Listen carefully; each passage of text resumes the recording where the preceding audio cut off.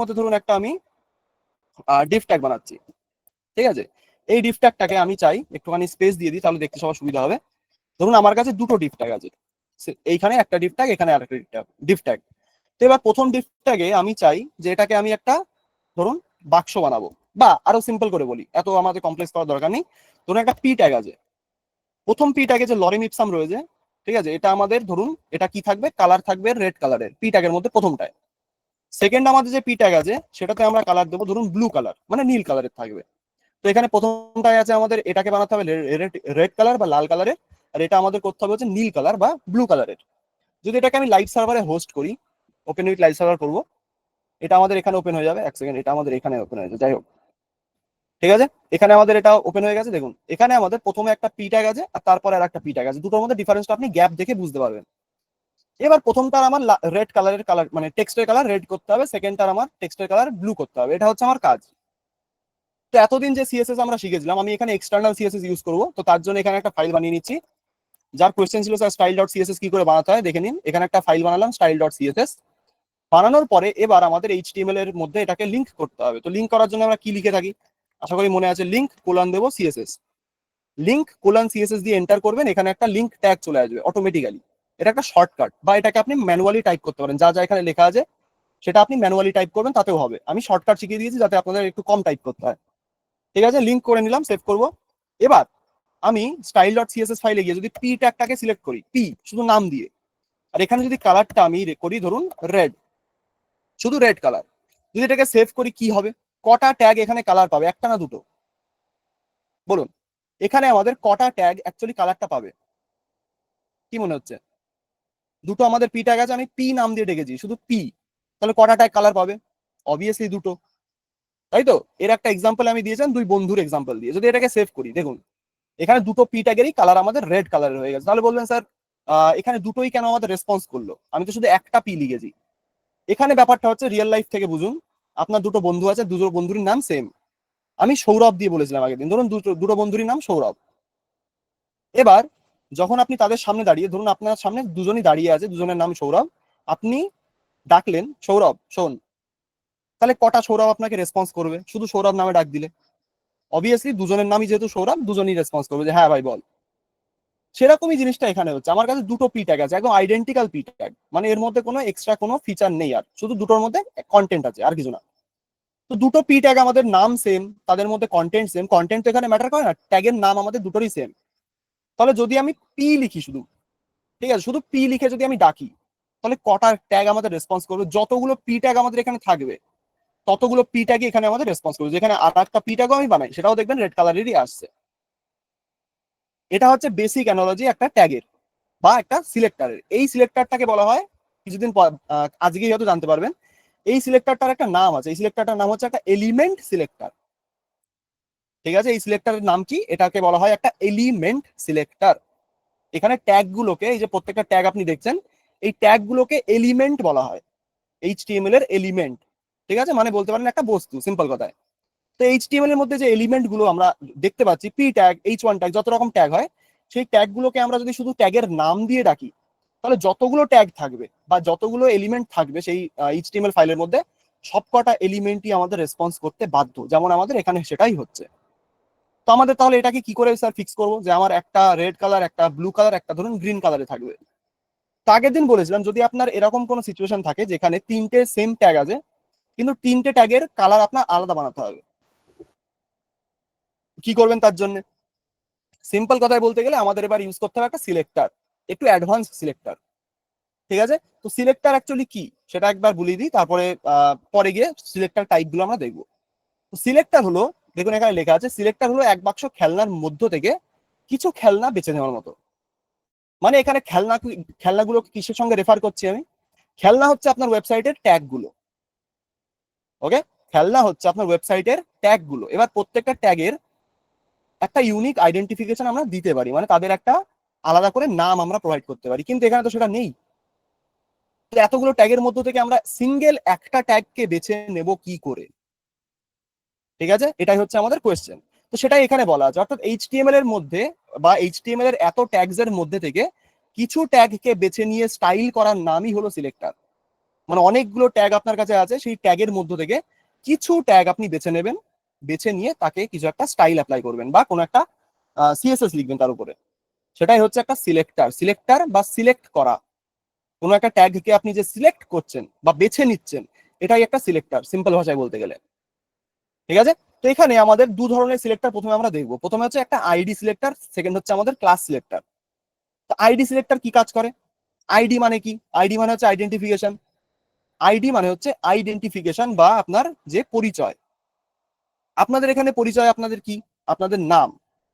অর্থাৎ এখানে যদি আপনি একটু সার্চ করে দেখেন পুরো ক্লাসের মধ্যে সবার 90% যাদের নাম আছে সবার নামই ইউনিক, মানে তাদের মতো নাম অন্য কারণ নেই, তাই তো? হতে পারে দুটো নাম কমন আছে, এরকমও হতে পারে, এটা হয়। কিন্তু সিলেক্টর এখানে, সরি, আইডি সিলেক্টর আমাদের অ্যাকচুয়ালি একটা ইউনিক আইডেন্টিফিকেশন প্রোভাইড করে। জিনিসটা কেমন বুঝিয়েছিলাম।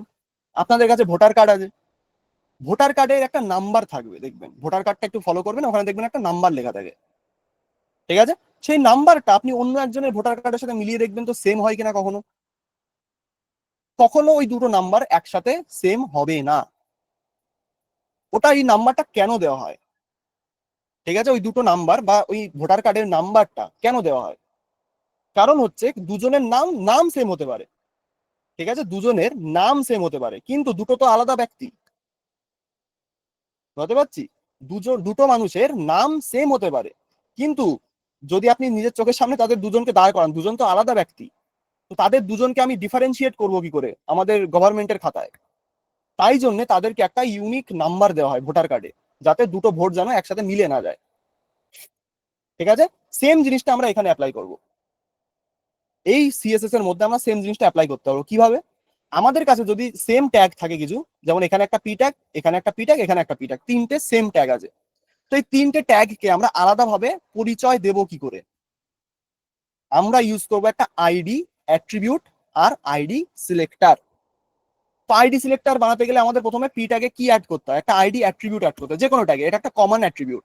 যদি এখানে গিয়ে একটা আইডি লেখেন, আইডিতে ধরুন দেবেন হচ্ছে এটা কি লেখা যায় যে প্যারা ড্যাশ ওয়ান, মানে প্যারাগ্রাফ ওয়ান, এরকম একটা নাম দিচ্ছি আমি। গ্যাপটা, মানে সরি, এখানে ড্যাশটা দেবেন। যদি ড্যাশটা না থাকে প্রবলেম হয়ে যাবে কিন্তু। বা এটাকে শুধু আমি এইভাবে ড্যাশ না দিয়ে প্যারা ওয়ান লিখছি, প্যারা ওয়ান। সিমিলারলি নিচে আর একটা পি ট্যাগ আছে, এখানেও একটা আইডি দেবো প্যারা টু। নিচে আর একটা আইডি আছে, এটাকে, সরি, এটাকে একটা আইডি দেবো প্যারা থ্রি। তিনটে প্যারা, মানে তিনটে প্যারাগ্রাফ ট্যাগে আমরা তিন রকম আইডি আমরা দিলাম। এবার আইডি গুলো আপনি দেখে কি বুঝতে পারছেন যে তিনটে সেম, মানে তিনটে আমাদের ট্যাগ গুলো কি সেম না আলাদা?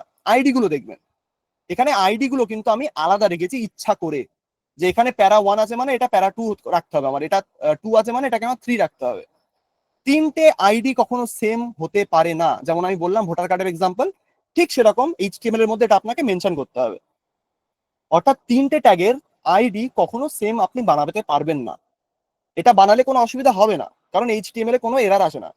কিন্তু এটা বানানো আপনার উচিত নয়, তাহলে আইডির কোনো মানে হয় না। আইডি মানে হচ্ছে ইউনিক, মানে যেটা অন্য কারোর কাছে থাকবে না। তো এখানে তিনটে আমি প্যারাগ্রাফ ট্যাগে তিন রকমের আইডি প্রোভাইড করলাম। এবার আইডি সিলেক্ট করে কি করে সিএসএস এর মধ্যে, মনে আছে? আইডি সিলেক্টর কোন সিম্বল দিয়ে আমরা ইউজ করছিলাম বলুন তো দেখি একটুখানি। সরি, একটু কাশি হচ্ছে, যাই হোক। কোন সিলেক্টর আমরা ইউজ করছিলাম বা কি দিয়ে আমরা ইউজ করছিলাম? ইয়েস স্যার, আমরা ইউজ করছিলাম একটা হ্যাশট্যাগ দিয়ে। যদি স্টাইল ডট সিএসএস যাই, এখানে এটাকে আমি রিমুভ করে দিচ্ছি। দেওয়ার পরে যদি আমি এখানে একটা হ্যাশট্যাগ লিখি, হ্যাশট্যাগ লেখার মানে হচ্ছে একটা আইডি। সিএসএস এর মধ্যে হ্যাশট্যাগ দিয়ে একটা আইডি সিলেক্টরকে বোঝানো হয়। তো হ্যাশট্যাগের পরে আমাদের কি লিখতে হয়? হ্যাশট্যাগের পরে আমাদের কোনো স্পেস না দিয়ে আইডির নাম লিখতে হয়। ধরুন প্যারা ওয়ান, যদি আপনি এখানে একটা স্পেস দিয়ে দেন, দেখুন আমি সেটাও দেখিয়ে দিচ্ছি। যদি প্যারা ওয়ান লিখি, আমাদের এটা কাজ করবে না, কারণ এখানে একটা এরর দেবে। ঠিক আছে, এখানে দেখবেন একটা এরর আসবে। সিএসএস এর মধ্যে এরর আপনি দেখতে পারবেন, কিন্তু আমাদের আইডিটা যদি বানাতে হয় হ্যাশট্যাগের সাথে এটাকে জুড়ে রাখতে হবে একসাথে, এখানে কোনো গ্যাপ দেওয়া যাবে না। তারপরে এখানে যদি আমি প্যারা ওয়ানে কালার দিতে চাই, ধরুন রেড, সেভ করবো, শুধু ওপরেরটাতেই রেড কালার অ্যাপ্লাই হয়েছে। সিমিলারলি যদি আমি আরেকটা আইডি বানাতে চাই, হ্যাশট্যাগ দেবো, প্যারা লিখবো টু, এখানে কালার দেবো আমি, ধরুন ব্লু কালার দেবো, সেভ করি, এটা হয়ে যাবে ব্লু কালার। সিমিলারলি এখানে প্যারা করবো আমি থ্রি। ঠিক আছে, এখানে কালার দেবো আমি গ্রিন, সেভ করবো, তিনটে ট্যাগের তিন রকম কালার। বলতে পারলাম তিনটে ট্যাগে তিন রকম কালার আমরা দেখতে পাচ্ছি। এবার বলতে পারলাম এটা হচ্ছে আমাদের একটা আইডি সিলেক্টর। এবার এখান থেকেই কোয়েশ্চেনটা নতুন আসে। ধরুন আপনার কাছে পি ট্যাগ এখানে তিনটে আছে, তিনটের জন্য আপনি তিন রকম আইডি বানিয়েছেন, খুব ভালো। কিন্তু ধরুন এবার একটা নতুন কোয়েশ্চেন আপনাদের কাছে বলছি। ধরুন এবার আপনার কাছে আর কি বানানো যায়, ধরুন কি বানানো যায়, ওকে, আর কিছু পি ট্যাগ আছে। এখানে আমি রাখছি, এটার আমি রাখছি this P tag will be coloured. কি কালার দেওয়া যায়, ধরুন অ্যাকোয়া বলে একটা কালার হয়, ঠিক আছে, অ্যাকোয়া, বা এটা কালার একটা রাখতে পারি আমি, অ্যাকোয়া বলে একটা কালার আছে, এটাই নিয়ে চলা যায়, তাহলে এই সাদা স্ক্রিনে দেখা যাবে ভালো। তো এখানে আমি একটা পি ট্যাগ বানিয়েছি যে this P tag will be coloured aqua. Aqua হচ্ছে একটা কালারের নাম, ঠিক আছে। তো এবার আমি চাই যে এই পি ট্যাগটা, ধরুন এখানে একটা পি ট্যাগ আছে, আমার কাছে ধরুন ওয়েবসাইটের ভেতরে এরকম করে 10টা বা 20টা এরকম পি ট্যাগ আছে। দেখুন this P tag will be coloured aqua, এখানেও দেখুন 10টা বা 20টা এরকম করে ট্যাগ আমি বানিয়েছি, ঠিক আছে। এবার আপনার কাছে কোয়েশ্চেনটা হচ্ছে এই 10টা বা 20টা যে পি ট্যাগ রয়েছে আপনার কাছে, এই পি ট্যাগ গুলোকে আপনি সেম কালার করবেন কি করে। এখানে যে কটা পরে পি ট্যাগ বানালাম, লেখা যার মধ্যে রয়েছে এই যে this P tag will be coloured aqua, যতগুলো এরকম লেখা আছে সব কটার কালার আমার সেম করতে হবে। তাহলে এই সব কটার কালার আপনি সেম করবেন কিভাবে? আপনি বলতে পারেন স্যার আমি পি ট্যাগটাকে সিলেক্ট করব, শুধু পি লিখে আমি যদি এখানে কালার দিই, কালার করব আমি ধরুন কালার অ্যাকোয়া, কি হবে, সেভ করব। হ্যাঁ, আমাদের এখানে সবকটা পিটাকে কালার অ্যাকোয়া হয়ে গেছে, ঠিক আছে, আমাদের সবকটা পিটা কিন্তু কালার নিয়ে নিয়েছে অ্যাকোয়া কালার। তাহলে আপনি এবার বলবেন স্যার এখানে তাহলে এর ওপরেও তো পিটাক ছিল, এর ওপরের পিটাক গুলো আমাদের কালার কেন নিল না? কারণ হচ্ছে এখানে অলরেডি আমি আইডি দিয়ে তাদের মেনশন করে রেখেছি যে এখানে আমাদের এই কটা আইডির কালার আলাদা হবে, ঠিক আছে। সেই কারণে ওপরের তিনটে আমাদের কালার নেয়নি, কিন্তু পরে যে পিট্যাগ গুলো আছে সে কটা আমাদের কালার কিন্তু নিয়ে নিয়েছে, যেটা আমরা দেখতে পাচ্ছি এখানে। কিন্তু এখানে একটা প্রবলেম আছে। প্রবলেমটা কি? যদি কোনো কারণে আপনার এখান থেকে কোনো একটা আইডি ধরুন কাজ করছে না, ধরুন একটা আইডি আমি রিমুভ করে দিলাম, সেভ করব, যে আইডিটা আমি রিমুভ করলাম সেটাও আমাদের অ্যাকোয়া কালার হয়ে গেল। অ্যাকোয়া কালারটা দেখতে খুবই একটুখানি অন্যরকম লাগছে, এটা আমি একটু অন্য কালার করি, ধরুন গ্রিন, গ্রিন ইয়েলো বা এরকম কোনো একটা কালার আছে, সেভ করি, খুব লাইট কালার, কি কালার দেওয়া যায়, গ্রে, সেভ করি, নাইস, ঠিক আছে, এটা হচ্ছে গ্রে কালার। তো এই কালারটা আমি অ্যাপ্লাই করছি সব কটাতে। কিন্তু যে আইডি গুলো যে আমি রিমুভ করলাম, যেটার আইডি আমি রিমুভ করলাম, সেই আইডিটা রিমুভ করার সাথে সেই পি ট্যাগের উপরে আমাদের এই এলিমেন্ট সিলেক্টর দিয়ে যে কালারটা দিয়েছিলাম সেটা আমাদের অ্যাপ্লাই হয়ে গেল। তাহলে এখানে কি স্যার কোনো অপশন নেই যে আমরা এই পি ট্যাগ গুলোকেই শুধু আলাদা করে সব কটাতে একটা কালারই অ্যাপ্লাই করতে পারবো? অপশন আছে। কি অপশন মনে আছে কারো? অনেকগুলো ট্যাগকে একসাথে কালার দেবো আমরা, কিন্তু সেখানে আমাদের কোনো কালারের মিসম্যাচ হবে না, অর্থাৎ উপরের ট্যাগের কোনো সাথে তাদের কোনো যোগাযোগ থাকবে না। কি ইউজ করবো তার জন্য? কি সিলেক্টর ইউজ করবো? Yes, class selector. কি সিলেক্টর ইউজ করবো এবার? আমরা ইউজ করবো এবার ক্লাস সিলেক্টর। ক্লাস সিলেক্টরের কাজই হচ্ছে একটা, মানে সরি, অনেকগুলো ট্যাগকে একসঙ্গে কালার, মানে যে কোনো একটা সিএসএস তার উপরে আমরা অ্যাপ্লাই করতে পারি। ক্লাস সিলেক্টরটা যদি আমি বেসিক অ্যানালজিটা আপনাদের বোঝাই, বেসিক এখানে কি হয়, ক্লাসের এক্সাম্পল দিয়েছিলাম ক্লাস 5-6 এর বাচ্চাদের দিয়ে, ধরুন এখানে একটা আর একটা এক্সাম্পল, সেই এক্সাম্পলটাই দিই আবার। ধরুন আপনার কাছে দুটো ক্লাস আছে, আপনি স্কুলে পড়েন, এই স্কুলে দুটো ক্লাস, ক্লাস 5 যার মধ্যে 150 জন পড়ে, 150 স্টুডেন্টস, আর নিচে আর একটা আছে ক্লাস ধরুন 6, ঠিক আছে, যার মধ্যে ধরুন কটা 100টা স্টুডেন্ট আছে, ঠিক আছে। এই এক্সাম্পলটা আগের দিন দিয়েছিলাম তো সেটাই দিচ্ছি আবার। এবার যদি আমি এখানে দাঁড়িয়ে ডাক দিই, ধরুন এটা হচ্ছেন আপনি বা আমি, এখানে দাঁড়িয়ে যদি আমি বলি যে ক্লাস 5 এর বাচ্চারা তোমাদের ছুটি, তো কজন স্টুডেন্ট এখান থেকে বাড়ি দৌড় মারবে? অবভিয়াসলি দেখে আমরা বুঝতে পারছি এখান থেকে 150 জন যে ক্লাসে পড়ে, ক্লাস 5-এ পড়ে, তারা বাড়ি দৌড় মারবে। তো তারা জানে তারা ক্লাস 5-এ পড়ে, সেই কারণে তো তাদের ক্লাস 5-এর নাম ধরে ডাকলে তারা বুঝে যায় যে আমরা ক্লাস 5-এ পড়ি, আমাদের ছুটি হয়ে গেছে। তাহলে এখানে কি আমাদের সেম লজিকটা অ্যাপ্লাই করা যেতে পারে? আমাদের এই পি ট্যাগ গুলোকে আমরা কি কোনো ক্লাস দিতে পারি? Yes sir. আমরা চাইলে এখানে প্রত্যেকটা পি ট্যাগে একটা ক্লাস দিতে পারি। সেই ক্লাসটা সেম হবে, যে ক্লাসগুলো সেম মানে যে পি ট্যাগ গুলোতে ক্লাসগুলো সেম থাকবে, সেই পি ট্যাগের উপরে আমরা যদি কোনো স্টাইল অ্যাপ্লাই করি ক্লাসের নাম দিয়ে, তাহলে প্রত্যেকটা পি ট্যাগেই যে কটাতে আমার ক্লাসটা দেওয়া ছিল সব কটাতে ওই স্টাইলটা অ্যাপ্লাই হয়ে যাবে। কিভাবে করব? তার আগে আমি এখান থেকে কিছু পি ট্যাগ রিমুভ করি, নাহলে আমাকে ম্যানুয়ালি বানাতে হবে। দাঁড়ান, এখান থেকে আমি একটা পি ট্যাগে একটা ক্লাস দেবো। ঠিক আছে, ক্লাস দেবো কি, ধরুন টেক্সট অ্যাকুয়া নাম দিচ্ছি এরকম করে, মানে এটা হচ্ছে ক্লাসের নাম টেক্সট অ্যাকুয়া। অর্থাৎ এই ক্লাসে যে এই ক্লাসটা যে ট্যাগে থাকবে সেখানে এই অ্যাকুয়া কালারের টেক্সটটা অ্যাপ্লাই হবে। ঠিক আছে, তো যদি এটাকে আমি অনেকবার রেপ্লিকেট করি, যতবার ইচ্ছা সেভ করব, একটা ক্লাস এখানে অ্যাপ্লাই হয়ে গেছে দেখুন। এবার এখান থেকে সিএসএস এর মধ্যে আমি এখানে পি দিয়ে সেভ, মানে এটাকে ডাকবো না, পি ট্যাগের নাম দিয়ে এটাকে আমি ডাকবো না। এবার কি নাম দিয়ে ডাকবো? আমি ক্লাসের নাম দিয়ে। অর্থাৎ আমি জানি এবার এখানে এরা একটা ক্লাসের অন্তর্গত হয়ে গেছে, টেক্সট অ্যাকুয়া ক্লাস। যদি আমি এখানে শুধু ক্লাসটাকে নাম দিই টেক্সট ড্যাশ অ্যাকুয়া, এখানে যদি কালার দিই আমি অ্যাকুয়া, নাম কালারটা খুবই অদ্ভুত লাগবে অবভিয়াসলি, বাট এখানে অন্য একটা কালার দিচ্ছি, ধরুন বেস্ট বলে একটা কালার আছে, এটাকে যদি সেভ করি দেখবেন এখানে এটাই অ্যাপ্লাই হয়েছে। শুধু এই কটাতেই অ্যাপ্লাই হবে, যে কটা এই ক্লাসের আন্ডারে আছে। ঠিক আছে, এটাকে একটু ডার্ক করে দিচ্ছি কালারটাকে, দেখতে একটু যাতে সুবিধা হয়। ধরুন এই কালারটা সেভ করবো, একেবারেই ডার্ক হয়ে গেল, সরি, একটু অরেঞ্জ টাইপের করে দিই, যাই হোক। ওকে, এটাই হচ্ছে আমাদের বেসিক ক্লাস সিলেক্টর। এবার একটা জিনিস বলে দিই, ক্লাস সিলেক্টর যে কথাটা আমি আগের দিন বলিনি কারণ টাইম ছিল না। যারা, এক্সাম্পলটা এইভাবেই আর একবার বোঝাবো, যারা ক্লাস 5-এ পড়ে, ঠিক আছে, ভালো করে শুনবেন এক্সাম্পলটা। যারা ধরুন ক্লাস 5-এ পড়ে, তারা কি কোনো টিউশনের আন্ডারে থাকতে পারে না? মানে কি বলছি, যারা ক্লাস 5-এ পড়ে, ধরুন সবাই অন্য একটা টিউশন, মানে কোনো একটা অঙ্কের টিউশনির জন্য কোথাও যায়,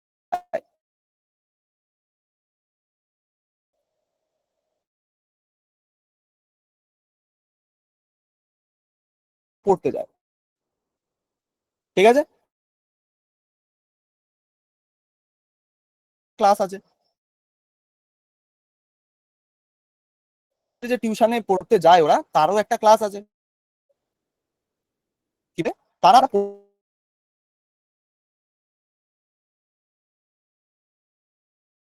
পড়ে, তা আমি সেখানে কারণ এটার কারণ আমি 150 জন বাচ্চা যদি এখানে এইভাবে বানাই একটা জিনিস, যে চেঞ্জ করবো ট্রান্সপারেন্ট, নাইস। ধরুন এই যে ক্লাস তারা বাচ্চা আছে, তারা অন্য একটা স্যারের কাছে ম্যাথের টিউশন পড়তে যায়, এটা কি লিখছি ধরুন ম্যাথ টিউশন, এটাই হয়তো স্পেলিং আই গেস। ঠিক আছে, তো তারা ম্যাথের টিউশনই পড়তে যায়। এবার কোশ্চেনটা আবার আপনার কাছে করছি আমি, যদি আমি এখানে দাঁড়িয়ে এবার ডাক দিই যারা ক্লাস 5-এ পড়ে,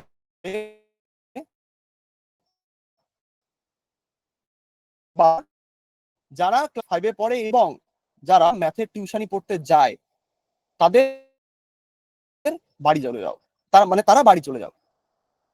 কি বললাম? যারা ক্লাস 5-এ পড়ে এবং যারা ম্যাথের টিউশনই পড়তে যায় তারা যেতে পারে। এখান থেকে আপনার কি যাবে করলাম,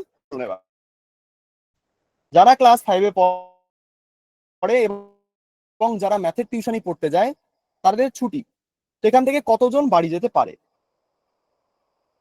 কি মনে হচ্ছে? 150 জন। নাম্বার কতজন? এই 150 জনই ম্যাথের টিউশন পড়তে যায়, অর্থাৎ তাদের আর একটা ক্লাসের অন্তর্গত করে রাখা হয়েছে। সেই ক্লাসটার নাম কি, ধরুন ম্যাথ টিউশন, সেই ক্লাসে তারা পড়ে। তাদের যদি বলা হয় যে তোরা ম্যাথ টিউশনের ক্লাসে যাস, তারা বলবে হ্যাঁ আমি যাই, কারণ তারা জানে তারা ম্যাথের টিউশনই যায়। তাহলে এখান থেকে আমি সিএসএস এর কি বোঝাতে যাচ্ছি,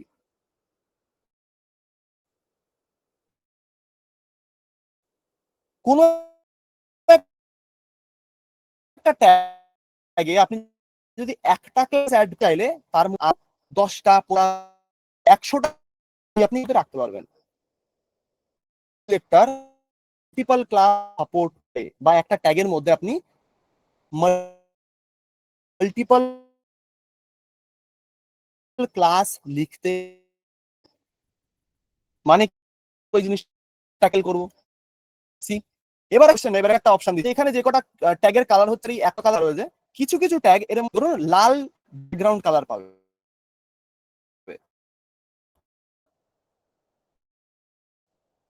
এখানে যে একটা দুটো তিনটে চারটে যতগুলো আমাদের ট্যাগ রয়েছে যার মধ্যে এই লেখাটা রয়েছে this P tag will be coloured, এদের ব্যাকগ্রাউন্ড কালারটা দেবো না, সবাই এর মধ্যে থেকে ব্যাকগ্রাউন্ড কালারটা পাবে না। তাহলে এটাকে আমরা কিভাবে করতে পারি? আমি যদি এখানে গিয়ে ব্যাকগ্রাউন্ড কালারটা অ্যাড করি, এখানে গিয়ে ব্যাকগ্রাউন্ড কালার অ্যাড করবো, ধরুন কি কালার দেওয়া আছে, ব্ল্যাক, সেভ করবো, ব্ল্যাক কালারের ব্যাকগ্রাউন্ড প্রত্যেকটাতে অ্যাপ্লাই হয়ে গেছে, কিন্তু আমার সেটা দরকার নেই। আমি এখান থেকে প্রথম চারটেকেই বা প্রথম পাঁচটাকেই আমি ব্যাকগ্রাউন্ড কালারটা দেবো। কি করে করতে পারি তাহলে? আমরা এখানে মাল্টিপল ক্লাস ইউজ করব। কি বললাম? আমরা এখানে মাল্টিপল ক্লাস ইউজ করব। এইখানে যে ক্লাসটা আপনি বানিয়েছেন টেক্সট ড্যাশ অ্যাকুয়া, এরপরে একটা স্পেস দিন ওই অ্যাট্রিবিউটের মধ্যেই, স্পেস দিয়ে এখানে একটা ক্লাসের নাম লিখুন আপনার যা ইচ্ছা। ধরুন আমি লিখছি বিজি ব্ল্যাক, বিজি মানে ব্যাকগ্রাউন্ড, ড্যাশ হচ্ছে ব্ল্যাক। এই বিজি ব্ল্যাক যে ক্লাসটা আমি বানালাম, এটাকে আমার যে কটা ট্যাগে দরকার সে কটাতে আমি জাস্ট কপি করব। বিজি ব্ল্যাক, প্রথম পাঁচটা বলেছিলাম তো পাঁচটাতে দেওয়া যায়, busy black, busy black, busy black, save করব। কোনো চেঞ্জ নেই, কোনো এরর নেই, কিচ্ছু নেই। ঠিক আছে, এবার আমি যদি বিজি ব্ল্যাক ক্লাসটাকে সিলেক্ট করি, এখানে গিয়ে ডট দেব বিজি ড্যাশ ব্ল্যাক, এবার যদি ব্যাকগ্রাউন্ড কালার আমি দিই ব্ল্যাক, তাহলে কি হতে পারে দেখা যাক কি হতে পারে। সেভ করব, প্রথম চারটে বা পাঁচটাতেই আমাদের ব্যাকগ্রাউন্ড কালারটা অ্যাপ্লাই হবে। এবং আমি বিজি ব্ল্যাক ক্লাসটা যে কটা ক্লাসে আমি দেবো বা যে কটা ট্যাগে আমি ইউজ করবো সে কটাতেই একটা ব্যাকগ্রাউন্ড কালার অ্যাপ্লাই হবে। যদি আমি এখানে আরেকটা দিতে চাই, ধরুন লাস্টেরটা থাকবে বিজি ড্যাশ ব্ল্যাক, সেভ করব, লাস্টেরটাতেও বিজি ব্ল্যাক কালারটা মানে ব্যাকগ্রাউন্ড কালার ব্ল্যাকটা আমার অ্যাপ্লাই হবে। এটাই হচ্ছে মাল্টিপল ক্লাস। মাল্টিপল ক্লাস আমরা ইউজ করতে পারি, সেই কারণে তার নাম হচ্ছে ক্লাস। শ্রেণী, অর্থাৎ একটা স্টুডেন্ট অনেকগুলো ক্লাসের অন্তর্গত থাকতেই পারে। সে টিউশনই পড়তে পারে, সে কম্পিউটার শিখতে পারে, সে হয়তো কোন একটা স্কুলের ক্লাসে পড়ে, 5 6 7 8 যা খুশি, সেটাই আমাদের এখানেও চলে। সেই কারণে এই এক্সাম্পলটা দেওয়া স্কুলের বাচ্চাদের দিয়ে। বুঝতে পেরেছি মাল্টিপল ক্লাস কি করে ইউজ করতে পারি? Yes or no? বুঝতে পেরেছি?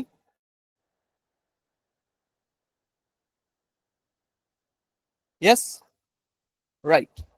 যদি এটা আপনি বুঝে যেতে থাকেন, তাহলে আপনার টেলউইন্ড সিএসএস বুঝতে আর টাইম লাগবে না। কি বললাম? যদি আপনি এই টপিকটা বুঝে যেতে থাকেন, তাহলে আপনাকে টেলউইন্ড সিএসএস শিখতে আপনার বেশি টাইম লাগবে না। এই কারণে এটা এখন দেখালাম আমি। বুঝতে পারলাম? এখানে আপনি মাল্টিপল ক্লাসের থিওরিটা ইউজ করবেন টেলউইন্ডের মধ্যে। টেলউইন্ড এতটাই ভার্সেটাইল, আপনি দেখলে বুঝতে পারবেন, তখন আমি দেখিয়ে দেবো, চাপ নেই। ঠিক আছে, তাহলে এবার প্র্যাকটিস আপনি কি করে করবেন? এবার ধরুন এর মধ্যে থেকে কোনো একটা ট্যাগে আমার একটা বর্ডার লাগবে। ধরুন প্রথম ট্যাগে আমার একটা বর্ডার দিতে হবে, তাহলে আমি কি করব? আমি এখানে একটা বর্ডার ক্লাস বানাবো, লিখবো স্পেস দিয়ে। ওকে, বর্ডার লিখে আমি যদি বর্ডার ক্লাসটাকে সিলেক্ট করি, এখানে আমাকে সেভও করতে হবে এটাকে। যদি এখানে গিয়ে আমি ডট লিখি বর্ডার, বর্ডারে লিখবো border 1 pixel solid red, save করব। প্রথমটাতে দেখুন অ্যাপ্লাই হয়ে গেছে, রেড কালারটা দেখতে পাচ্ছি না যদিও। এখানে এটাকে কি কালারের বর্ডার দেওয়া যেতে পারে? যে কোনো একটা কালার এখান থেকে চুজ করে দাঁড়ান। এটাকে কি করা যায়? ব্ল্যাকের সাথে কি ভালো লাগতে পারে? ইয়েলো দিলে দেখতে পারবেন, তাও দেখা যাচ্ছে না। যাই হোক, ব্ল্যাকটা আমাদের ওই বর্ডারের কালারটা খেয়ে যাচ্ছে, যাই হোক সেটাকে আমি এখান থেকে দিতে পারি। বা রেড কালারের বর্ডার যদি রাখি, আমি জুম করলে আশা করি দেখতে পারবেন সবাই। দেখুন একটা বর্ডার এখানে অ্যাপ্লাই হয়েছে, বা এটা বর্ডারের উইথটা আমি বাড়িয়ে দিতে পারি, 10 পিক্সেল করে দিতে পারি। তো প্রথমটাতেই আমাদের বর্ডারের কালারটা অ্যাপ্লাই হয়েছে বা বর্ডারটা অ্যাপ্লাই হয়েছে। যে কটাতে আমি এই ক্লাসটা রিইউজ করব, মানে এই ক্লাসটাকে আমি বারবার বারবার ইউজ করতে পারি যেটাই আমার দরকার। ধরুন এখানে আমাদের বর্ডারটা লাগবে, বর্ডার লিখবো, সেই বর্ডারটা আমাদের এইটাকে অ্যাপ্লাই হয়ে যাবে। বুঝতে পারলাম? এটাই হচ্ছে একটা ক্লাস সিলেক্টর, এবং এটা খুব ভার্সেটাইল। আপনারা জীবনে আর আইডি সিলেক্টর ইউজ করবেন না যদি একবার ক্লাসটা আপনি বুঝে যান, কারণ আইডি সিলেক্টরে অনেক কোড লিখতে হয়। কি বললাম? আইডি সিলেক্টরে অনেক কোড লিখতে হয় যদি আপনি পার্টিকুলার একটা ট্যাগের জন্য আলাদা আলাদা আইডি বানান। কিন্তু এরকম ছোট ছোট ক্লাস আপনি বানিয়ে রাখবেন, সেই ক্লাসটাকে আপনি রিইউজ করবেন প্রত্যেকটা ট্যাগে, তাহলে আপনার কাজটা এখানে হয়ে যাবে। আর টেলউইন্ড এই থিওরি ফলো করে। টেলউইন্ডের মধ্যে কোনো আইডি নেই, সব ক্লাস বেসড। আমি এখানে যে ক্লাসের নামগুলো রেখেছি, এই নামটাই আমি কেন রাখলাম? Text dash Aqua, busy dash black, border, এই নামগুলো আমি কেন রেখেছি? কারণ এইগুলোই হচ্ছে টেলউইন্ডের ক্লাসের নাম। টেলউইন্ডে এই ক্লাসের নামগুলো ইউজ করা হয়। বাট একটু এরপরে আরেকটুখানি আছে যদিও, কালারের আপনি ইন্টেন্সিটি কমাতে বাড়াতে পারবেন, অনেক কিছু আছে। কিন্তু ক্লাসের নামগুলো এটাই রাখা হয়। টেক্সট অ্যাকোয়া মানে হচ্ছে এই কালারটা অ্যাপ্লাই হবে লেখার উপরে, বিজি ব্ল্যাক মানে হচ্ছে ব্যাকগ্রাউন্ড কালারটা ব্ল্যাক হবে, বর্ডার মানে হচ্ছে বর্ডার অ্যাপ্লাই হবে। এই ক্লাসের থিওরিটাই টেলউইন্ড ইউজ করে, যাকে বলা হয় একটা ইউটিলিটি ক্লাস। টেলউইন্ডে গেলে বুঝতে পারবেন। মজা লেগেছে শুনে? ইয়েস অর নো দেখি, বলতে পারলাম? মজা লেগেছে? টেলউইন্ডটা খুব ইজি, বুঝতে পারলে আপনার জীবন ধন্য। ঠিক আছে, নেক্সট নেক্সট আমাদের কিছু আলাদা ট্যাগ আছে, সরি সিলেক্টর আছে এক্সট্রা। কি কি সিলেক্টর আছে? প্রথমে আছে ইউনিভার্সাল সিলেক্টর। একজন কোয়েশ্চেন করেছিলেন অনেক দিন আগে, স্যার ইউনিভার্সাল সিলেক্টর কি আমরা শিখবো না? আমি আছি তো, অবশ্যই শেখাবো, চাপ কিসের। ইউনিভার্সাল সিলেক্টর হচ্ছে আমাদের এবার নেক্সট টপিক, ইউনিভার্সাল সিলেক্টর। এর এই চারটে সিলেক্টরের মধ্যে আমাদের অলরেডি এটা শেখা হয়ে গেছে, এলিমেন্ট সিলেক্টর, তাই তো? এলিমেন্ট সিলেক্টর আমি বলে দিয়েছি কি করে ইউজ করতে হয়। H1PA মানে ট্যাগের নাম দিয়ে যে সিলেক্টরটা আমরা ইউজ করি সেটা আমরা অলরেডি শিখে ফেলেছি, তো এটা আমাদের না করলেও চলে। তো এখানে আমাদের তিনটে সিলেক্টর এক্সট্রা করে শিখতে হবে। প্রথমে আছে ইউনিভার্সাল, নেক্সট আছে ডিসেন্ডেন্ট, আর থার্ড হচ্ছে আমাদের চাইল্ড সিলেক্টর। তো এবার একটা ছোট্ট একটা বাবল ব্রেক করি, মানে আপনাদের একটা ছোট্ট থিওরি বলি। এখানে সিলেক্টর আমাদের আর নতুন কিছু নেই। সিলেক্টর মেনলি আমরা যে সিলেক্টর গুলো এর আগে শিখলাম, আইডি, ক্লাস, এলিমেন্ট, এই তিনটেই হচ্ছে অ্যাকচুয়ালি সিলেক্টর, মানে এগুলো দিয়ে আমরা সিলেক্ট করে থাকি। কিন্তু ইউনিভার্সালটা একটা সিলেক্টর, ইউনিভার্সালটাকে বাদ রাখছি, অর্থাৎ আইডি, এলিমেন্ট, ক্লাস আর ইউনিভার্সাল এই কটা হচ্ছে সিলেক্টর। কিন্তু ডিসেন্ডেন্ট আর চাইল্ড এগুলো অ্যাকচুয়ালি সিলেক্টর না। এগুলোর নাম আমি সিলেক্টর রেখেছি, বাট এগুলোকে সিলেক্টর বলা হয় না, এগুলোকে বলা হয় কম্বিনেটর। কি বলা হয়? কম্বিনেটর, বা সিলেকশন করার মেথড, কিভাবে আমরা একটা এলিমেন্টকে সিলেক্ট করতে পারি খুবই ভালোভাবে, সেই কারণে এটাকে বলা হয় একটা কম্বিনেটর। এই কম্বিনেটরটা আমরা আজকে দেখবো কিভাবে ইউজ করতে হয়। তো তার আগে একবার ইউনিভার্সাল সিলেক্টরটা দেখে নেওয়া যাক, পরে তো এগুলো অবশ্যই বলবো আরেকবার। তো ইউনিভার্সাল সিলেক্টর মানে হচ্ছে, ইউনিভার্স যেমন জিনিসটা বোঝায়, ইউনিভার্স ব্রহ্মাণ্ড। তো এই ব্রহ্মাণ্ডের মধ্যে আমি আছি, আপনি আছেন, পৃথিবী আছে, আরো অনেক গ্রহ, নক্ষত্র, উপগ্রহ সব আছে। তো ইউনিভার্সের যদি, মানে ধরুন ইউনিভার্সটা আমাদের কোনো কারণে ডিস্ট্রয় হয়ে গেল, না হলেই বেটার, বাট কোনো কারণে ধরুন ডিস্ট্রয় হয়ে গেল, তাহলে আমি বা আপনি কি বাঁচবো? বা আমাদের যে গ্রহ আছে পৃথিবী, সেটা কি বাঁচবে? কোনোদিনই বাঁচবে না, কারণ ইউনিভার্সটাই আমাদের সবকিছু ধরে রেখেছে একসাথে। তো ইউনিভার্সাল কথাটার অর্থই সেটা। ইউনিভার্সাল মানে হচ্ছে, ইউনিভার্স যেটা দিয়ে বোঝালাম, ইউনিভার্সাল মানে হচ্ছে এই সিলেক্টরটা ইউজ করলে প্রত্যেকটা ট্যাগ, HTML এর মধ্যে প্রত্যেকটা ট্যাগ কে একসাথে আমরা সিলেক্ট করতে পারি। কি বললাম? ইউনিভার্সাল সিলেক্টর যদি আপনি ইউজ করেন, HTML এর ভেতরে প্রত্যেকটা ট্যাগ আপনি একসাথে সিলেক্ট করতে পারবেন। এটার নামই, এই কারণে এটাকে বলা হয় ইউনিভার্সাল সিলেক্টর, প্রত্যেকটা ট্যাগ। এর আর একটা ছোট্ট এক্সাম্পল বোঝাই। এই চার্জারটা আপনারা কেউ দেখেছেন ফোনের? ইউনিভার্সাল চার্জার কেবল, এই জিনিসটা, এই চার্জার গুলো কেউ দেখেছেন আজ পর্যন্ত? দেখি এই চার্জার, এই চার্জারটা, মানে একটা চার্জারের থেকে 10টা পিন বেরোচ্ছে একসাথে, দেখেছেন এটা? দেখা আছে? ছোটবেলায় তো অনেকের মানে আমাদের এখানে চাইনা ফোন অনেকে ইউজ করতো, তো সেই জিনিসটা আমরা ইউজ করতাম, মানে একটা একটা চার্জার দিয়ে আমাদের সব ফোন চার্জ হয়ে যেত, তাই তো?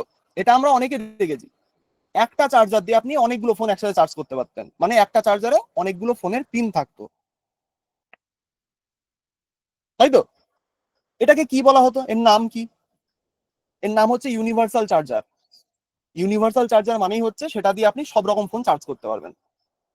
সেরকমই এখানে আমাদের ইউনিভার্সাল সিলেক্টর, ঠিক আছে? ইউনিভার্সাল সিলেক্টর দিয়ে আপনি সব ট্যাগ একসাথে সিলেক্ট করতে পারবেন, এটার নামই ইউনিভার্সাল। এখান থেকে আমি এগুলোকে ডিলিট করছি, কারণ এগুলো আমাদের আপাতত লাগবে না। উপরে যাবো একটুখানি, সরি, আহ এখান থেকে এই অবধি আমি ডিলিট করব। ঠিক আছে, ক্লিয়ার সবকিছু?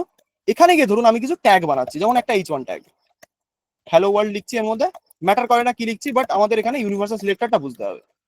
H2 ট্যাগও বানাচ্ছি একটা, ধরুন এর H2, ঠিক আছে, হ্যালো ওয়ার্ল্ড, সেভ করি, দুটো ট্যাগ আসলো। এরপরে ধরুন একটা অ্যাঙ্কার ট্যাগ বানাচ্ছি, অ্যাঙ্কার ট্যাগের মধ্যে কি রাখবো? এটা তো H2 হবে, যাই হোক, অ্যাঙ্কার ট্যাগের মধ্যে আমি কিছু রাখছি না, ফাঁকা থাক। এখানে রাখছি ধরুন গো টু গুগল। এরপরে একটা ইউএল ট্যাগ বানাচ্ছি, এর মধ্যে কিছু এলআই ট্যাগ রাখবো। এলআই ট্যাগের মধ্যে লিখছি ধরুন লরেম 1, ঠিক আছে। এরপরে এলআই ট্যাগ লিখবো ধরুন lorem2, এরপরে একটা এলআই ট্যাগ বানাবো, সরি এলআই ট্যাগ বানাবো lorem3, সেভ করি, কিছু এলআই ট্যাগ আমার এখানে চলে এসেছে। এরপরে ধরুন একটা ইমেজ ট্যাগ রয়েছে আমার, ঠিক আছে, ইমেজ ট্যাগের মধ্যে আমি কিছু রাখছি না, ফাঁকা থাকে, এটা সেভ করব, এখানে কিছুই আসবে না, বাট ইমেজ ট্যাগটা আমাদের এখানে রয়েছে। এরপরে ধরুন একটা আমাদের ইনপুট টাইপ আমাদের কি ছিল, হিডেন, এই ট্যাগটাকে রাখা যাক, দেখা যাক এটা আমাদের সিলেক্ট হয় কিনা। ইনপুট টাইপ হিডেনটা আমি এর মধ্যে রেখে দিয়েছি, ঠিক আছে। তো এটা আমি কেন বানাচ্ছি, প্রথম কথা, এখানে আমাদের দেখুন ট্যাগের কিন্তু প্রত্যেকটা ট্যাগ আমাদের আলাদা আলাদা, অর্থাৎ H1 H2 A UL LI image input hidden এরকম। এবার যদি আমি এখানে স্টাইল ডট সিএসএস এ গিয়ে পুরোটাকে ক্লিয়ার করে একটা ইউনিভার্সাল সিলেক্টর ইউজ করি, ইউনিভার্সাল সিলেক্টর কি করে ইউজ করতে হয়, একটা স্টার মার্ক দিয়ে, স্টার বা যাকে কোডিং এর ভাষায় বলা হয় অ্যাস্টারিস্ক, ঠিক আছে, স্টার বা অ্যাস্টারিস্ক কোথায় পাবেন এটাকে, কিবোর্ডে দেখুন আপনার ওপরে যে নাম্বারের রোটা থাকে, নাম্বার যেখানে নাম্বার থাকে অনেকগুলো, সেখানে দেখবেন 8 বলে যে নাম্বার, অর্থাৎ 8, 8 নাম্বারের উপরে একটা স্টার রয়েছে, ওই স্টারটাই হচ্ছে আমাদের অ্যাস্টারিস্ক বলা হয়, বা স্টার চিহ্ন, এটাই আমাদের ইউজ করতে হয়। যদি এখানে আমি স্টার লিখি, লিখে যদি এখানে ধরুন অ্যাপ্লাই করবো আমি কি, ব্যাকগ্রাউন্ড কালার ইয়েলো, সেভ করলে কি হতে পারে, পুরো বডি আমার ইয়েলো কালার হয়ে গেছে, ঠিক আছে। কিন্তু ইয়েলো কালারের ব্যাকগ্রাউন্ড দিলে আপনি বুঝতে পারবেন না যে প্রত্যেকটা ট্যাগে কি এটা অ্যাপ্লাই হয়েছে, হ্যাঁ প্রত্যেকটা ট্যাগেই অ্যাপ্লাই হয়েছে, কিন্তু যেহেতু বডি ট্যাগেও আমাদের ইয়েলো কালার হয়ে গেছে, সেই কারণে সেটা আমরা দেখতে পাচ্ছি না। তো এখানে সব থেকে বেস্ট উপায় হচ্ছে এখানে একটা বর্ডার লিখুন, border 1 pixel 1 px solid green বা লাইট গ্রিন, সেভ করবো, দেখুন প্রত্যেকটা ট্যাগ এখানে সিলেক্ট হয়ে গেছে, প্রত্যেকটা ট্যাগ এখানে আমাদের সিলেক্ট হয়ে গেছে। এখানে দুটো ট্যাগ সিলেক্ট হয়নি, সেটা দেখানোর জন্য আমি দুটো ইউজ করেছি। এখানে দুটো ট্যাগ বাদে সবকটা ট্যাগ আমাদের সিলেক্ট হয়ে গেছে, যে কটা ট্যাগের আমার আউটপুট দেখাচ্ছে স্ক্রিনের উপরে, সবকটা ট্যাগের আমাদের প্রত্যেকটা এলিমেন্ট সিলেক্ট হয়েছে। যেমন এখানে ইউএল ট্যাগটা সিলেক্ট হয়েছে, সেই কারণে এই এলআই গুলোর বাইরে একটা বর্ডার দেখতে পাচ্ছি। এখানে এ ট্যাগের চারপাশে বর্ডার এসছে, এখানে H2 ট্যাগের চারপাশে বর্ডার এসছে, H1 ট্যাগের পাশেও একটা বর্ডার এসছে, তারপরেও এখানে বডি ট্যাগের চারপাশে বর্ডার এসছে, তার সাথে তার বাইরে আমাদের যে HTML ট্যাগ তার পাশেও ভাবে একটা বর্ডার চলে এসছে। প্রত্যেকটা ট্যাগ এখানে আমরা সিলেক্ট করেছি, প্রত্যেকটা, নো ম্যাটার হোয়াট আমাদের এখানে সিলেক্ট হয়ে গেছে। এখানে কোনো ক্রাইটেরিয়া নেই যেখানে ক্লাস দিয়ে আইডি দিয়ে এরকম সিলেক্ট করতে হবে, নেই। তাহলে বলবেন স্যার এটাকে আমরা কেন ইউজ করি, প্রথম কথা, ঠিক আছে, তার আগে বলে দিই এখানে ইমেজ ট্যাগ বা ইনপুট হিডেন ট্যাগ আমাদের সিলেক্ট হয়নি কেন, কারণ এখানে দেখতে পারবেন না ওই দুটো, এই দুটো আমাদের সিলেক্ট হয়নি কেন, কারণ হিডেনের কাজই হচ্ছে ওটাকে হাইড করে রাখা, তো সিএসএস দিয়ে আপনি ওটাকে খুঁজে পাবেন না, সেই কারণে এটা দেখিয়ে দিলাম। আর এখানে ইমেজ ট্যাগে যেহেতু কোনো কন্টেন্ট নেই বা কোনো লিঙ্ক দেওয়া নেই যে ইমেজটা লোড হবে, তো ব্রাউজারে যেহেতু ওটা লোড হয়নি, সেই কারণে সিএসএস ওটাকে সিলেক্ট করতে পারবে না, সেই কারণে এখানে ইমেজ ট্যাগের কোনো আউটপুট নেই। যদি এখানে কিছু একটা থাকতো, ধরুন https:// কিছু একটা লিখে রাখছি, ধরুন hawajava.com, সেভ করবো, কিছুই আসবে না। তাও দেখুন এখানে আমাদের ইমেজটা লোড হয়নি। যদি এখানে একটা ব্রোকেন ইমেজ নিয়ে আসতে পারতাম, ব্রোকেন ইমেজ আনলে আমার খুব ভালো হতো। ধরুন এখান থেকে একটা চার্জারের ইমেজটাই তুলছি আমি, ইমেজ অ্যাড্রেস পেস্ট করব, সেভ করব। এবার দেখুন ইমেজটা একটা যেই চলে এসেছে তার চারপাশে একটা বর্ডার চলে এসেছে। এবার যদি ইউআরএলটাকে আমি একটুখানি চেঞ্জ করে দিই, আমার ব্রোকেন ইমেজটা যখনই আসবে তখনই বেটার আমার। ধরুন এখান থেকে কিছু একটা আনাটা একটু টাফ, যদিও কিছু একটা চেঞ্জ করি।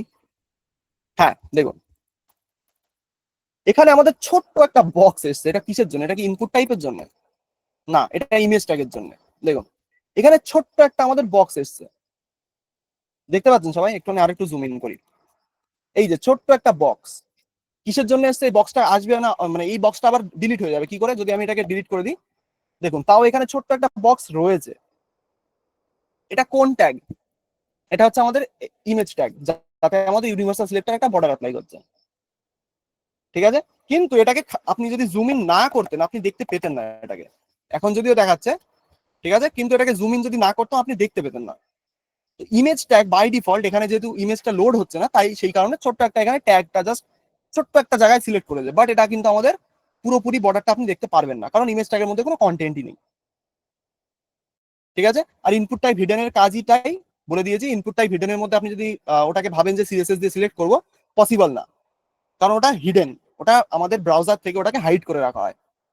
এখানে যদি অন্য কোনো ইনপুট ইউজ করতাম, যেমন টেক্সট, সেভ করবো, এটা আমাদের এখানে দেখুন টেক্সট এটা চলে এসেছে একটা বক্স, এটা হচ্ছে আমাদের ইনপুট ট্যাগ, এই যে, ঠিক আছে। আর ইমেজ ট্যাগের মধ্যে একটা ইমেজ আপনি ইউজ করতে পারেন, তাহলে আপনি ইমেজের আউটপুটটা দেখতে পারবেন। এটা হচ্ছে আমাদের মেনলি ইউনিভার্সাল সিলেক্টর। এবার বলে দিই ইউনিভার্সাল সিলেক্টরটা আমরা কেন ইউজ করি। এরকম কাজের জন্য যে আমাদের স্যার প্রত্যেকটা ট্যাগে একটা বর্ডার দেবো, না। ইউনিভার্সাল সিলেক্টর আমরা অ্যাকচুয়ালি ইউজ করি একটা কারণ হতে পারে, সেটা হচ্ছে সিএসএস ডিবাগ করার জন্য। কি বললাম? সিএসএস ডিবাগ করার জন্য। মানে কি, সিএসএস এর মধ্যেও আপনার অনেক প্রবলেম আসবে। ওয়েবসাইট বানাতে গেলে আপনার প্রবলেমগুলো আপনি ফেস করতে পারবেন, অনেক প্রবলেম আসবে। যেমন হতে পারে কোনো একটা ট্যাগ স্ক্রিন ছেড়ে বেরিয়ে গেছে। কিরকম হতে পারে সেটা? ধরুন এখানে আমি H2 ট্যাগটাকে সিলেক্ট করবো, বা H2 টাকেই সিলেক্ট করি। সিলেক্ট করে যদি এখানে একটা উইথ দিয়ে দিয়ে ধরুন কত দেওয়া যায়, 900 পিক্সেল সেভ করব, ঠিক আছে। যদি আমি এখানে ইউনিভার্সাল সিলেক্টরটা আমি মানে ডিলিট করে দিই, সেভ করবো, এবার এবার দেখবেন এখানে একটা স্ক্রোল বার এসছে ওয়েবসাইটের মধ্যে। লেফট থেকে রাইটে আপনি স্ক্রোল করতে পারছেন, বা এটাকে বলা হয় একটা হরাইজন্টাল স্ক্রোল বার। এটা সিএসএস এর একটা খুব কমন ইস্যু। যখন আপনি একটা ওয়েবসাইট ডিজাইন করবেন তখন এই ইস্যুটা আপনি লক্ষ্য করবেনই করবেন। যত কমপ্লেক্স ডিজাইন হয় তত এই জিনিসটা বেশি আসে, ঠিক আছে। এখানে দেখবেন একটা হরাইজন্টাল স্ক্রোল বার আসছে, কিন্তু কিসের জন্য আসছে সেটা আপনি জানেন না। এখানে তো আমি তো ইচ্ছা করে এটা দিয়েছি, কিন্তু অনেক টাইমে এমনও হবে যে আপনার ইচ্ছা করে দেওয়া লাগবে না, অটোমেটিক্যালি কোনো একটা ট্যাগ দেখবেন স্ক্রিন ছেড়ে বাইরে বেরিয়ে গেছে, নিজের মতো হাঁটতে চলে গেছে কোনো একটা জায়গায়। তাহলে আপনি বুঝবেন কি করে যে স্যার কোন ট্যাগটা আমাদের স্ক্রিন ছেড়ে বেরিয়ে গেছে? ইউনিভার্সাল সিলেক্টর ইউজ করবেন। যদি এখানে আপনি একটা ইউনিভার্সাল সিলেক্টর এবার বানিয়ে এখানে একটা বর্ডার অ্যাপ্লাই করবেন 1 pixel, solid light green, save করব। এবার যদি আপনি এই দিকে যাবেন, কোন ট্যাগটা আমাদের স্ক্রিন ছেড়ে বেরিয়ে গেছে দেখতে পাচ্ছি আমরা? Yes or no? কোন ট্যাগটা আমাদের স্ক্রিন ছেড়ে বেরিয়ে গেছে, কোন ট্যাগটা এখানে দেখতে পাচ্ছি? Yes sir, yes sir, H2 ট্যাগটা আমাদের স্ক্রিন ছেড়ে বেরিয়ে গেছে। এটা হচ্ছে একটা সব থেকে বেস্ট উপায় সিএসএস ডিবাগ করার। যদি আপনার কাছে কোনো কমপ্লেক্স ডিজাইন থাকে, ডিজাইনের মধ্যে যদি এরকম হরাইজন্টাল স্ক্রোল বার আসছে বা কোন একটা ট্যাগ স্ক্রিন ছেড়ে বেরিয়ে যাচ্ছে, সেটা আপনি খুঁজে পাবেন ঠিক এইভাবে।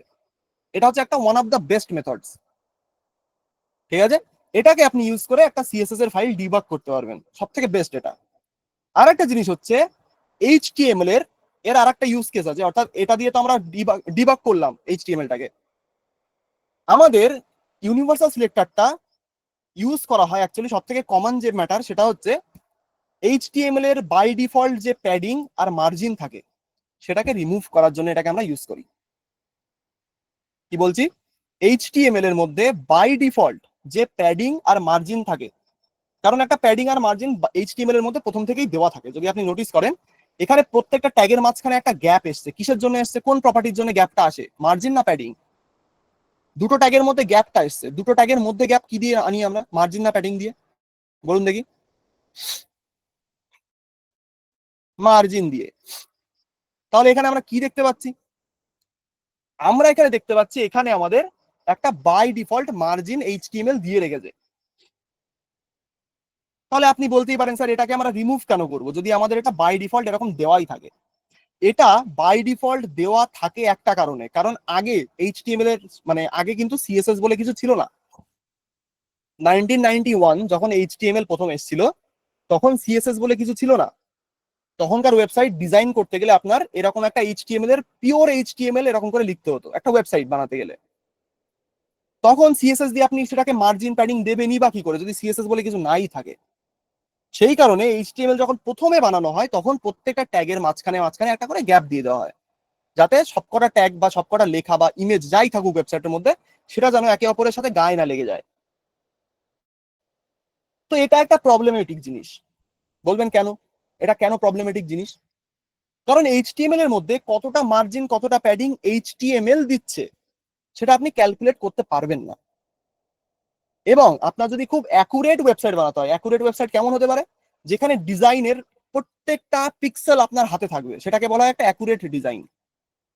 একটা ক্লায়েন্টের প্রজেক্টে যদি আপনি বানান, সেখানে আপনার অ্যাকুরেসি যদি আনতে হয় যে ক্লায়েন্টের প্রজেক্টে একদম যা যা আছে সেটাকে আমার ওয়েবসাইটে নামাতে হবে, ওই যে অ্যাকুরেসির ব্যাপারটা আসে, সেই অ্যাকুরেসিটা যদি আপনার আনতে হয় তাহলে আপনাকে এইচটিএমএল এর মধ্যে থেকে মার্জিন আর প্যাডিং যেটা প্রথম থেকে দেওয়া থাকে সেটাকে আপনার রিমুভ করতেই হবে, না হলে আপনি অ্যাকুরেট ডিজাইন পাবেন না। সেটা আমরা কি করে থাকি? সেটা আমরা করে থাকি ইউনিভার্সাল সিলেক্টর দিয়ে। সিএসএস এর সবার শুরুতে আমরা প্রথমেই এখানে মার্জিন 0, ঠিক আছে, আর প্যাডিং 0 করে দিই প্রথমেই। যদি এটাকে করে আমি সেভ করি, দেখবেন সব কটা ট্যাগ একে অপরের সাথে একটু লেগে গেছে। বর্ডারটা আছে বলে দেখতে পাচ্ছেন যে তাও তাদের মাঝখানে একটু গ্যাপ আছে, কিন্তু যে আনইউজড যে গ্যাপটা ছিল, যে দুটোর মাঝখানে অনেকখানি ফাঁকা, সেই গ্যাপটা কিন্তু আর নেই।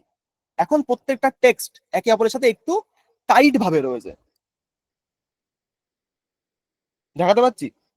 এই যে টাইটনেস ব্যাপারটা, এটা যতক্ষণ আপনার ওয়েবসাইটে না থাকবে ততক্ষণ আপনি 100% অ্যাকুরেট ওয়েবসাইট কখনো বানাতে পারবেন না সিএসএস ইউজ করে।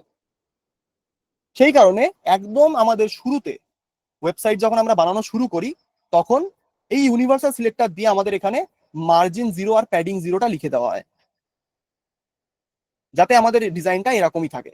এবার আমরা চাইলে এই প্রত্যেকটা এলিমেন্টের উপরে বা প্রত্যেকটা ট্যাগের উপরে নিজেদের ইচ্ছা মতো মার্জিনাল প্যাডিং দিতে পারবো, যাতে আমাদের এইচটিএমএল যেন সেটাকে আর কন্ট্রোল না করে।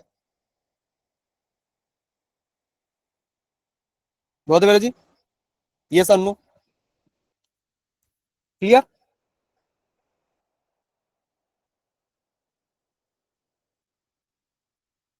ওকে, ক্লিয়ার। তাহলে এবার আমাদের নেক্সট যেটা, সেটা হচ্ছে, জয়বাবু বলছেন আবার। আবার বলতে আরেকবার বলছি, সিম্পল কথা আরেকবার শুনে নিন, ওনার জন্য বা সবার জন্যই বলছি যাদের আরেকবার শোনার ইচ্ছা।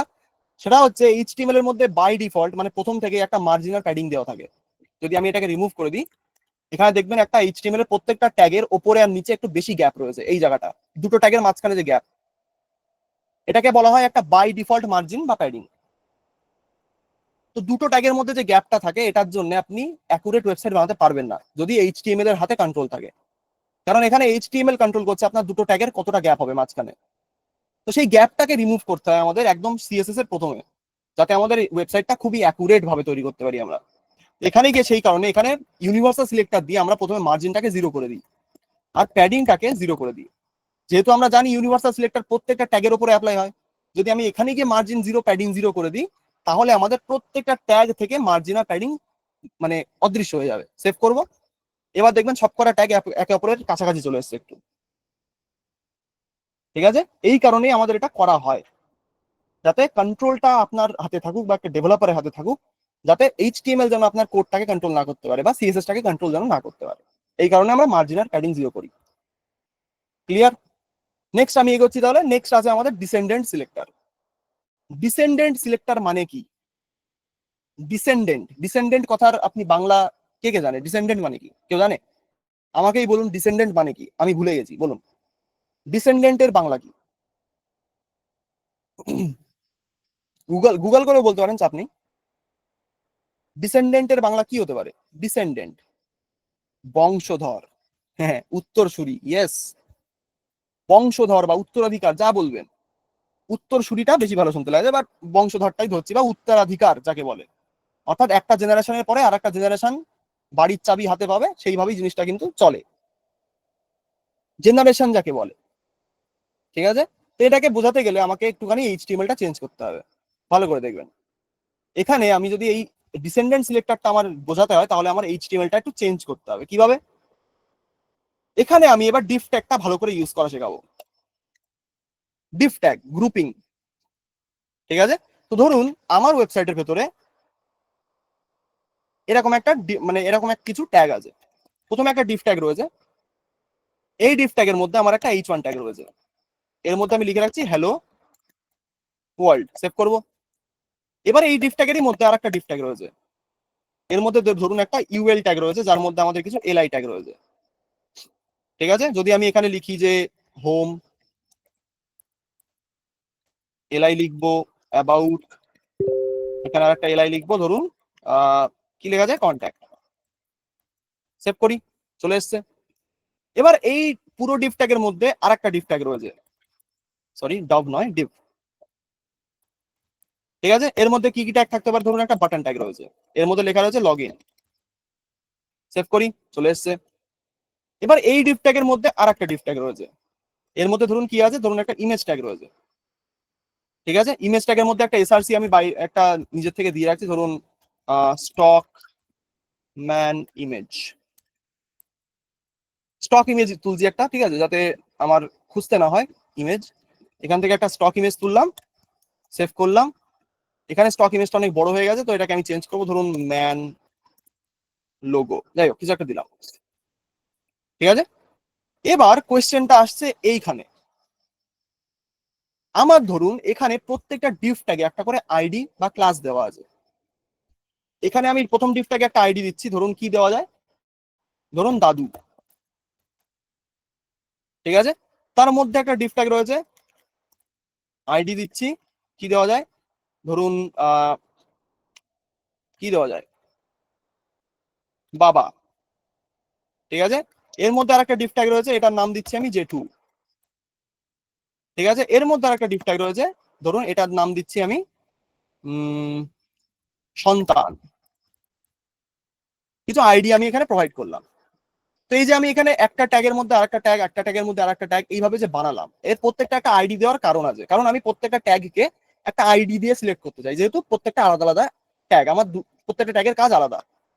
প্রথম ট্যাগ হচ্ছে আমাদের আইডি হচ্ছে দাদু, তারপরে আছে বাবা, তারপরে আছে জেঠু, তারপরে আছে আমাদের জেঠুর ছেলে বা তার সন্তান, সেই কারণে সন্তান লেখা আছে। ঠিক আছে, এবার এবার আমাকে কি করতে হবে, কোয়েশ্চেনটা হচ্ছে এখানে, আমাকে এই ইমেজের উইথ আর হাইটটাকে কমাতে হবে। কি বললাম, আমাকে এই ইমেজ ট্যাগের উইথ বা হাইটটাকে কমাতে হবে। কি করব তার জন্য, আমি এখানে যেতে পারি, গিয়ে এখানে শুধু আইএমজি লিখতে পারি, আইএমজি লিখে এখানে উইথ দেবো 500 পিক্সেল, সেভ করবো। ছোট হয়ে গেছে একটুখানি, এটাকে আরেকটু কমিয়ে দিই, 100 পিক্সেল, একদম ছোট হয়ে গেছে, হলো, কোনো অসুবিধা নেই। এখানে ইমেজ ট্যাগটাকে আমি সিলেক্ট করলাম, ইমেজ ট্যাগের মধ্যে আমি উইথটাকে কমিয়েও দিলাম। এবার কোয়েশ্চেন আপনাদের কাছে, এই শুধু সিএসএস ফাইলটা দেখুন, শুধু এই সিএসএস ফাইলটা দেখুন, দেখে আমাকে বলুন যে এই ইমেজ ট্যাগটা কতগুলো ট্যাগের মধ্যে আছে। শুধু এই সিএসএস ফাইলটা দেখুন, সিএসএস ফাইলটা দেখে আমাকে বলুন এই ইমেজ ট্যাগটা কতগুলো ট্যাগের মধ্যে আছে, বলুন দেখি।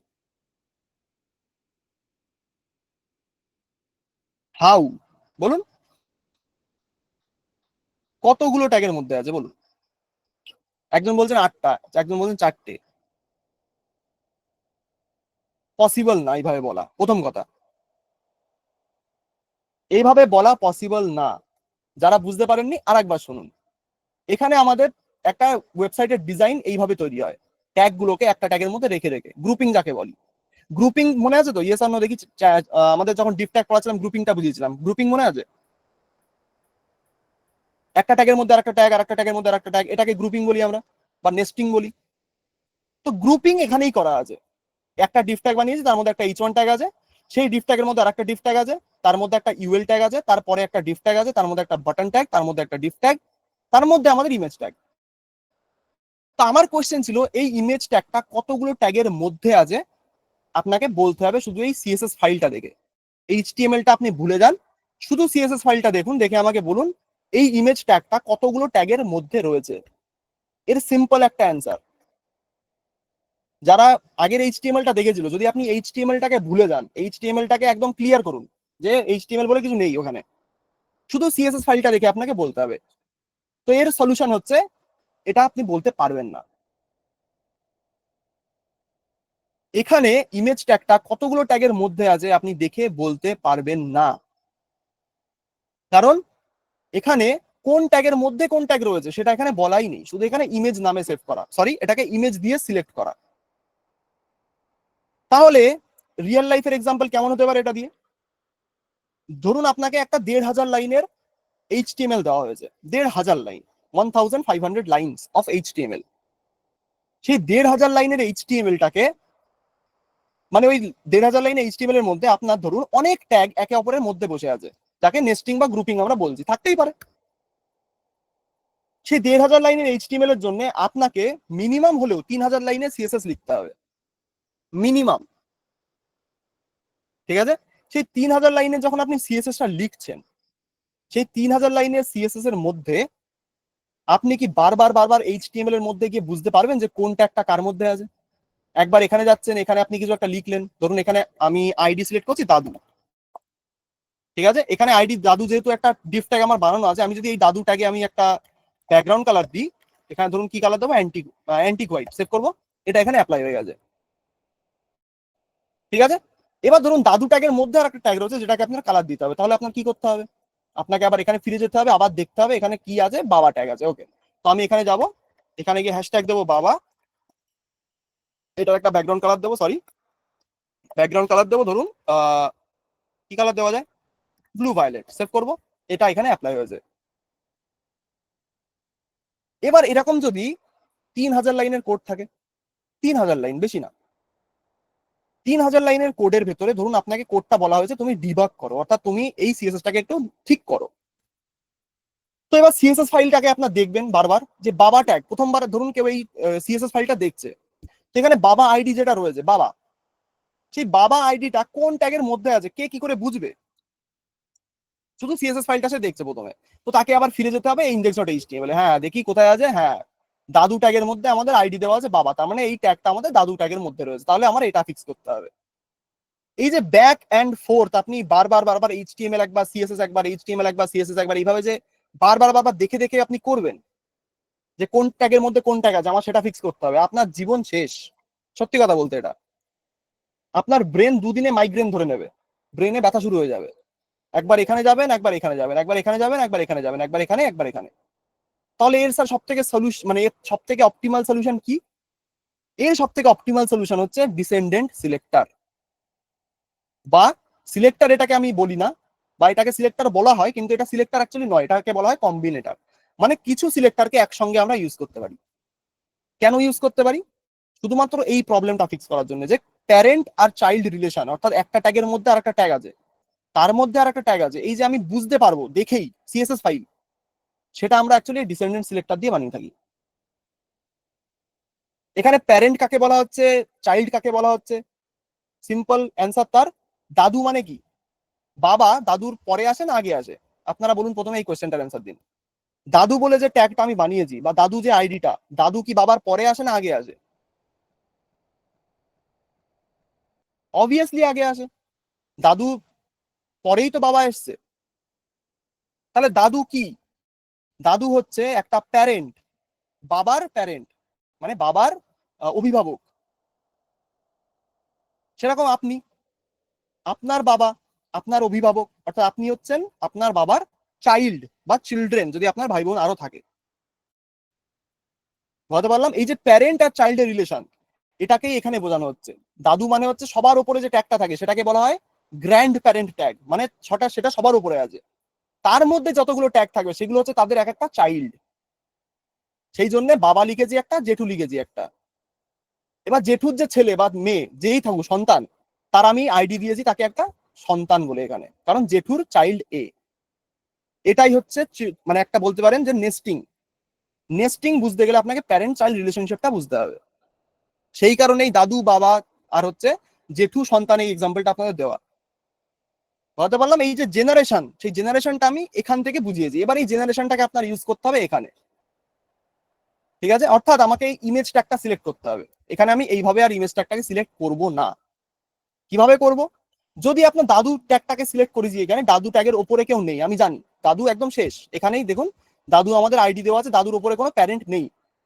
বডি ট্যাগটাকে বাদ দিন, বডি ট্যাগটাকে ধরা হয় না ডিজাইনের মধ্যে, ওটা জাস্ট দেওয়া থাকে। তো দাদু ট্যাগের ওপরে কিন্তু আর কোনো ট্যাগ নেই, তাহলে এটাই হচ্ছে আমাদের সবার ওপরের প্যারেন্ট। সেই কারণে এখানে শুধু আমি আইডি দাদু লিখেছি। কিন্তু বাবা বলে যে ট্যাগটা রয়েছে ডিফ ট্যাগ, সেটা আমাদের কার আন্ডারে আছে, কার আন্ডারে আছে বলুন দেখি। বাবা বলে যে আইডিটা আমি লিখেছি সেটা কোন ট্যাগের আন্ডারে আছে, দাদু ট্যাগ না বাবা ট্যাগ বা না জেঠু ট্যাগ, কার আন্ডারে আছে, দাদুর আন্ডারে আছে, দাদুর আন্ডারে, ইয়েস।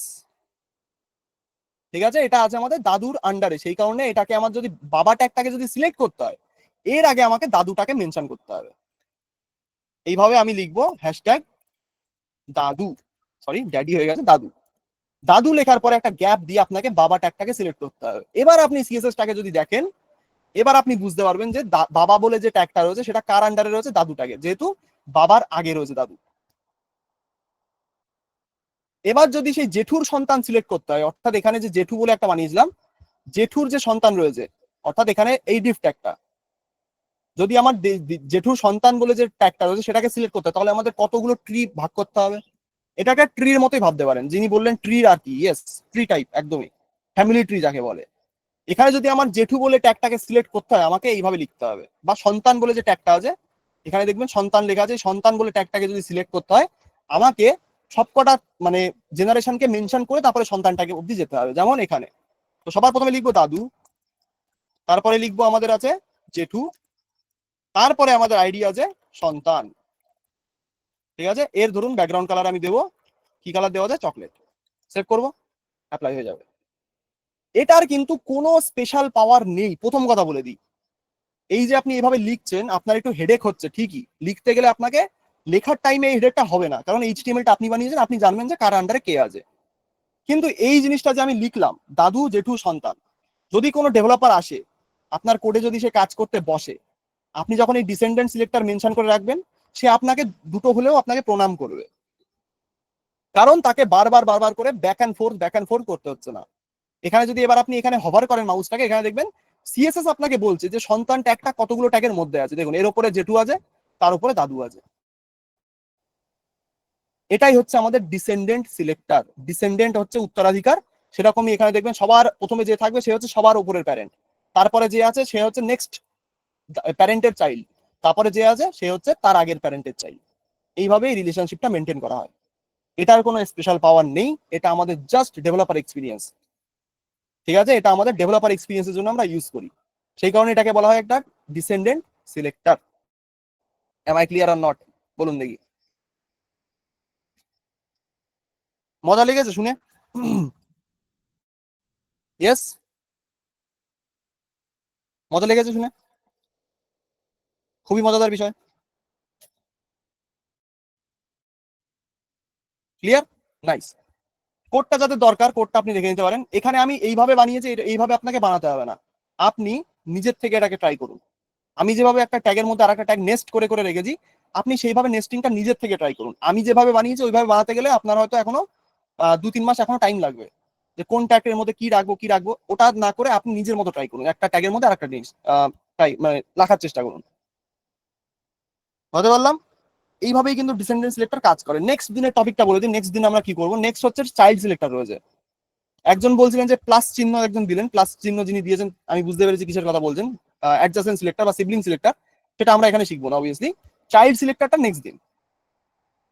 ঠিক আছে, আজকে ডিসেন্ডেন্টটাকে একটু হজম করে নিন, বাড়ির কাজটা এটা সাবমিট করুন ডিসেন্ডেন্ট সিলেক্টরটা, পরের দিন গিয়ে চাইল্ড সিলেক্টরটা দেখিয়ে দেবো। বুঝতে পেরেছি? ইয়েস আর নো? জোশ স্যার, ওকে একদম ক্লিয়ার। এটাই হচ্ছে বাড়ির কাজ, ডিসেন্ডেন্ট সিলেক্টরটা প্র্যাকটিস করুন। আর স্যার কমা ইউজ করি, কমা হচ্ছে ওটা আর একটা কম্বিনেটর, ওটাকে একসাথে সিলেক্ট করার জন্য ইউজ করি, ওটা পরে দেখাবো একদিন। ঠিক আছে, এটাই হচ্ছে বাড়ির কাজ। এলিমেন্ট সিলেক্টর হচ্ছে ট্যাগের নাম দিয়ে, যেটা সবার প্রথমে শিখেছিলাম আমরা, ট্যাগের নাম দিয়ে সিলেক্ট করা। H1 ট্যাগে এই যে আইএমজি ট্যাগ দিয়ে সিলেক্ট করেছি, তো আইএমজি মানে হচ্ছে একটা এলিমেন্ট সিলেক্টর, কারণ এটা ট্যাগের নাম দিয়ে চলছে, সেই কারণে এটাকে বলা হয় একটা এলিমেন্ট সিলেক্টর। এলিমেন্ট, বলতে পারলাম। চলুন একটু কথা বলে নেওয়া যাক, হ্যান্ডেস করুন কার কার কথা বলার ইচ্ছা, ক্লাস বিষয়ে কোশ্চেন করবেন, বাইরের কোশ্চেন থাকলে